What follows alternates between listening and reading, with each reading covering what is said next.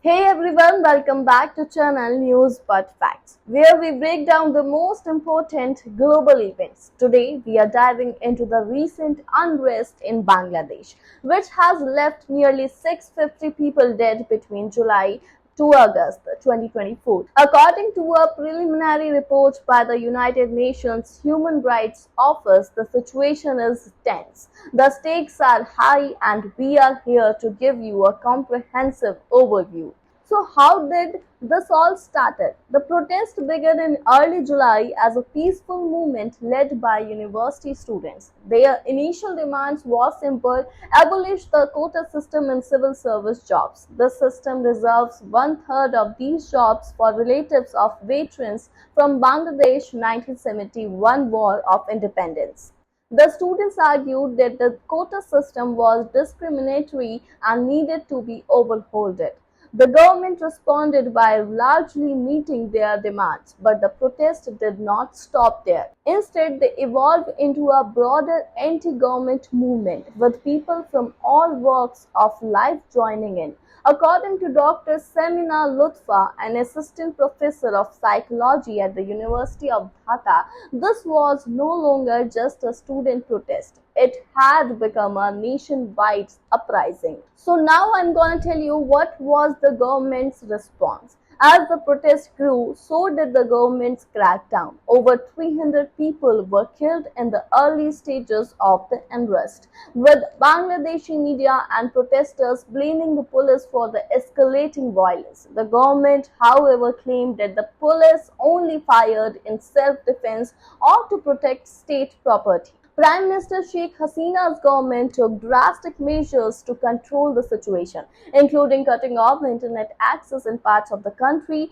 and imposing a nationwide curfew. She described the protesters as terrorists seeking to destabilize the nation. Despite these efforts, the campaign of civil disobedience showed no signs of slowing down, and the fears of more bloodshed grew. So, why were the students angry? To understand the depth of this unrest, we need to look at the bigger picture.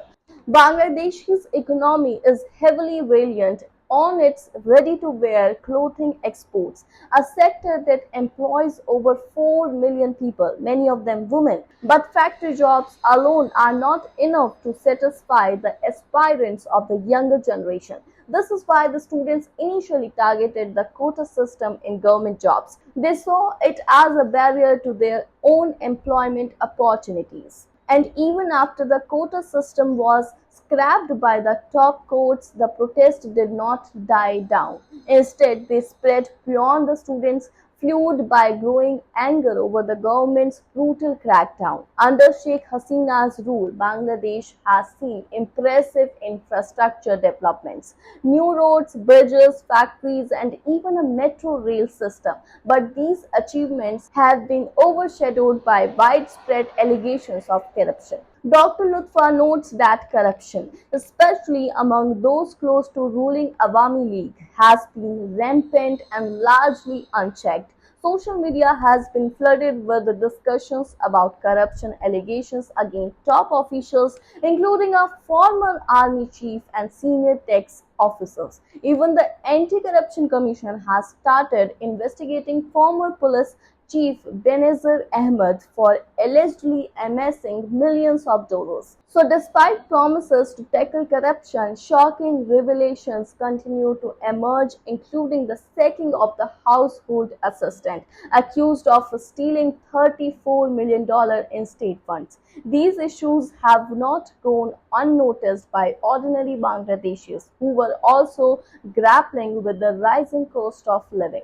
The unrest in Bangladesh is a complex and deeply rooted issue.